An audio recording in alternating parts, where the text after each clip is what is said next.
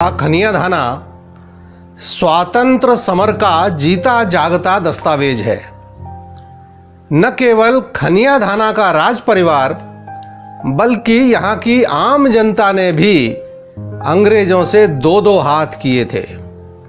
यहाँ तक कि जब अंग्रेजों ने तत्कालीन महाराजा खलक सिंह को उनकी विद्रोही गतिविधियों के चलते सत्ताच्युत कर दिया और प्रभुदयाल श्रीवास्तव को रेजिडेंट नियुक्त कर दिया, तो 56 गांव के किसानों ने अपनी 56 इंची छाती का परिचय देते हुए फसल उगाना ही बंद कर दिया।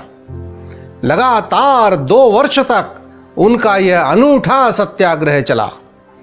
नतीजतन फिरंगियों को झुकना पड़ा और महाराज खलक सिंह के अधिकार बहाल हुए। तो बात इन्हीं खलक सिंह जी की है। खलक सिंह जी के पास कई कारें थीं, Ford, baby Hudson, Rolls Royce आदि। इनमें से रोल्स रॉयस सर्विसिंग के लिए बुंदेलखंड गैराज के अलाउद्दीन के पास भेजी गई झांसी। कार जब ठीक हो गई और महाराज उसे लेकर खनिया धाना के लिए रवाना हुए तो अलाउद्दीन ने एक मैकेनिक साथ भेजा ताकि रास्ते में अगर गाड़ी खराब हो जाए तो राजा साहब को कोई तकलीफ ना हो। बबीना के पास महाराज खलक सिंह ने लघु शंका के लिए कार रुकवाई, किंतु जब वे एक पेड़ के नजदीक पेशाब करने बैठे तभी एक काला भुजंग सांप पेड़ की जड़ में से निकल आया।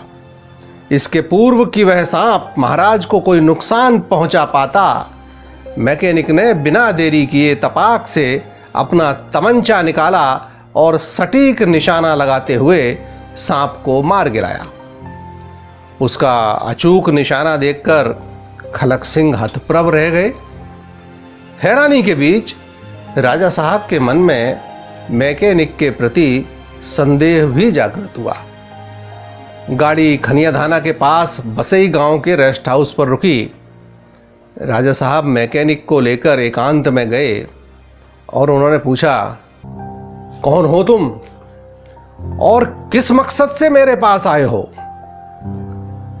राजा साहब ने कहा कि बिना किसी संकोच के वह अपनी असलियत उन्हें बता सकता है और वह इसके बारे में किसी से नहीं कहेंगे। तब मैकेनिक ने उन्हें अपना वास्तविक परिचय दिया। वह शख्स और कोई नहीं, हमारे हर दिल अजीज महानायक चंद्रशेखर आजाद ही थे, जो काकोरी कांड के बाद उन दिनों अंग्रेजों की नाक के नीचे झांसी में कार मिस्त्री बनकर भूमिगत थे। बसई कोठी आज भी है, जहां खनिया धाना के तत्कालीन महाराज खलक सिंह और आजाद की प्रथम भेंट हुई थी। उस घटना के बाद तो चंद्रशेखर आजाद और खनिया धाना का एक अटूट रिश्ता ही बन गया।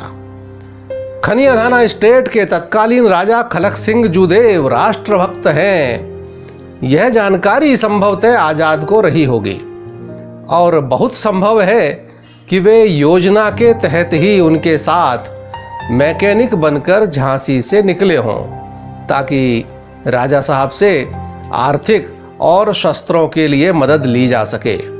जो भी हो, आगे चलकर राजा साहब खलक सिंह चंद्रशेखर आजाद के सहयोगी तो बने ही। जब जूदेव को आजाद की असलियत का पता चला तो वो उन्हें गोविंद बिहारी मंदिर का पुजारी बनाकर पंडित हरिशंकर शर्मा का छद्म नाम देकर खनिया धाना ले आए। आजाद 6-7 महीने खनिया धाना के गोविंद बिहारी मंदिर में रुके। रात को वो मंदिर में रहते और दिन में 3 किलोमीटर दूर सीतापाठा मंदिर की पहाड़ी पर चले जाते और अपने बनाए बमों का परीक्षण करते या मास्टर रुद्र नारायण, सदाशिव मलकापुरकर और भगवान दास माहौर जैसे अपने कई क्रांतिकारी साथियों को बंदूक चलाने की ट्रेनिंग देते। उन्हें बम बनाने का जरूरी सामान राजा खलक सिंह उपलब्ध करा देते थे। उनके टेस्ट किए हुए बमों के निशान आज भी सीतापाठा की चट्टानों पर मौजूद हैं। हालांकि देखभाल के अभाव में ये निशान धीरे धीरे लुप्त होते जा रहे हैं। अपने अंदर भारतीय क्रांतिकारी इतिहास समेटे खुले आसमान के नीचे बिखरे इन निशानों की देखभाल करने वाला कोई नहीं है। इनके बारे में बताने वाले भी धीरे धीरे कम होते जा रहे हैं।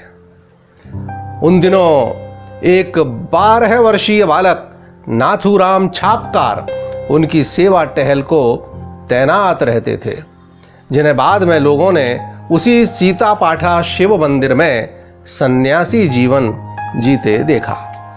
नाथूराम ही क्यों, महाराज खलक सिंह भी आजाद की शहादत के बाद सन्यासीवत ही हो गए और अंततः 1935 में महल छोड़कर बसई के राम मंदिर में ही रहने लगे।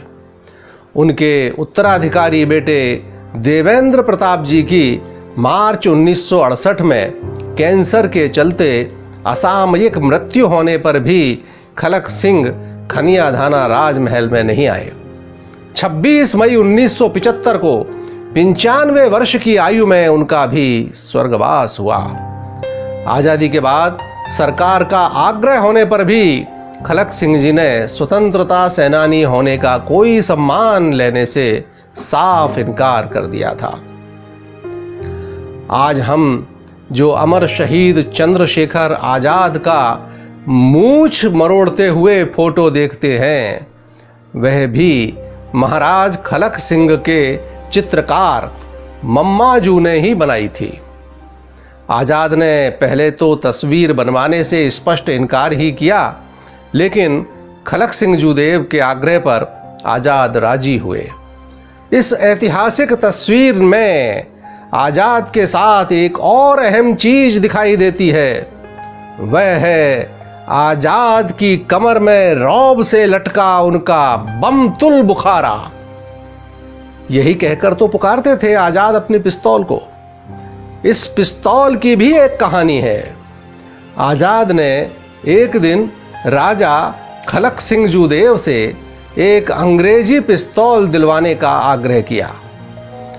खलक सिंह ने अपने प्रिय मित्र की इच्छा का मान रखते हुए राज्य को एक जैसी 2 पिस्तौल खरीदने का आदेश दिया। उन दिनों ऐसी आधुनिक रिवॉल्वर खरीदने के लिए वायसराय की अनुमति लेनी होती थी और उसे खरीदने का कारण बताना होता था। अब राजा खलक सिंह जूदेव के पत्र पर रिवॉल्वर खरीदने की इजाजत तो मिलनी ही थी, मिल गई और एक जैसी गोलियों वाली 2 रिवॉल्वर खरीदी गईं। राज्य के शस्त्र रिकॉर्ड में आमद दर्ज होने के बाद राजा खलक सिंह ने अपने रोज नामचे में शिकार खेलने जाने की रवानगी डाली और दूसरे दिन लौटकर रोज नामचे में लिखवाया कि शिकार खेलते समय नदी के ऊपर से जब उनके घोड़े ने छलांग मारी तब रिवॉल्वर कमर से छूटकर नदी में गिर गई। इसके बाद गोताखोरों से बहुत खोज कराई गई, लेकिन रिवॉल्वर नहीं मिली। वही रिवॉल्वर गोविंद बिहारी के मंदिर में आजाद को सौंपी गई। जूदेव ने एक जैसी 2 रिवॉल्वर इसलिए ली थी ताकि उसके लिए गोलियां ली जाएं और आजाद को दी जा सके। आजाद नहाकर आए थे, तब उन्होंने उस रिवॉल्वर को लिया और अपनी कमर में बांधकर मूंछों पर ताव देते हुए अपना फोटो खिंचवाया। आजाद की शहादत के बाद उनकी बंदूक आज प्रयागराज के म्यूजियम में रखी हुई है। समय समय पर